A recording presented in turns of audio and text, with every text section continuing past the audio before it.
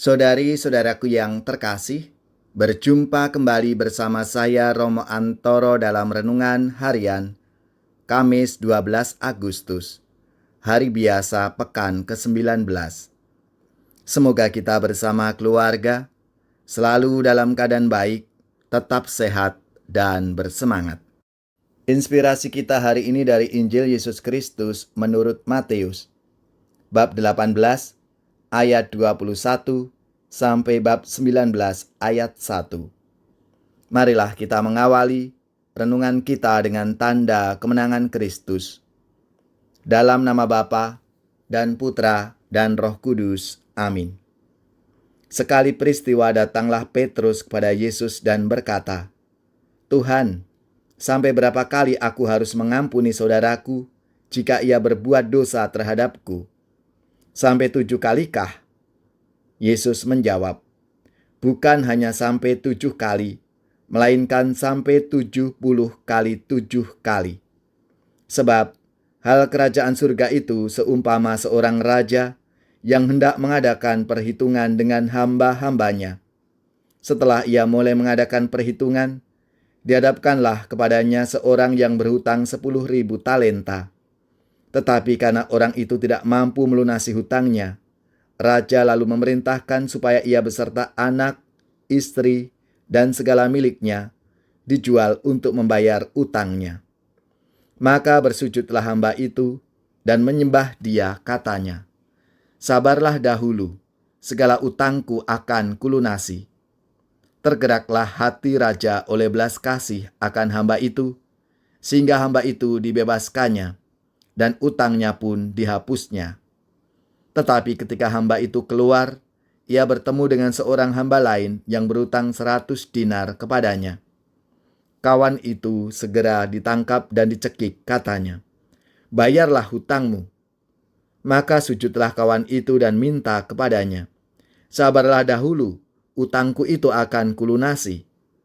Tetapi ia menolak dan menyerahkan kawannya ke dalam penjara sampai semua hutangnya ia lunasi. Melihat itu, kawan-kawannya yang lain sangat sedih, lalu menyampaikan segala yang terjadi kepada tuan mereka.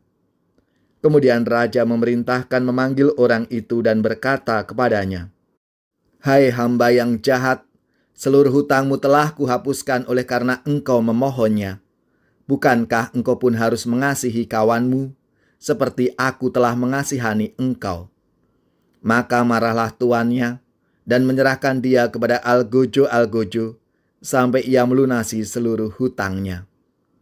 Demikian pula Bapakku di surga akan berbuat terhadapmu, jika kalian tidak mengampuni saudara dengan segenap hatimu." Setelah Yesus selesai dengan pengajarannya, berangkatlah ia dari Galilea dan tiba di daerah Yudea di seberang sungai Yordan. Demikianlah sabda Tuhan. Terpujilah Kristus. Saudari-saudaraku yang terkasih, sabda Tuhan hari ini menampilkan satu kekasan ajaran Kristiani, yakni perihal pengampunan. Bagi Petrus, pengampunan punya batas. Namun, Yesus menegaskan bahwa pengampunan dilakukan terus-menerus hingga 70 kali 7 kali. Artinya, kita harus selalu mengampuni, sebab diri kita sendiri adalah pendosa. Yesus menghendaki agar kita tidak bosan-bosannya untuk saling mengampuni. Standar tindakan pengampunan itu adalah Allah sendiri. Ia selalu mengampuni segala kesalahan dan dosa kita. Hal yang sama pun dituntut dari kita. Kalau Anda tidak mampu atau tidak mau mengampuni kesalahan sesamamu, rasa dendam itu akan menjadi bumerang bagi dirimu sendiri.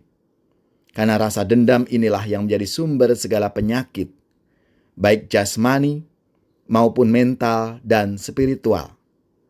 Mengampuni sesama merupakan salah satu langkah untuk menyembuhkan diri. Mengampuni tidak hanya memberikan damai dan sukacita kepada orang lain, tetapi juga melahirkan kehidupan baru, kesehatan jasmani dan rohani kepada diri sendiri. Saudari-saudaraku yang terkasih, marilah kita saling mengampuni dan mendoakan satu sama lain. Dasar dari tindakan itu adalah Allah sendiri, sebab Ia adalah kasih yang suka mengampuni. Mohon ampun kami orang berdosa. Kasihanilah kami ya Allah, karena kami sudah bersalah, tak hendak mendengar kata-Mu, tak sudi membalas cinta-Mu.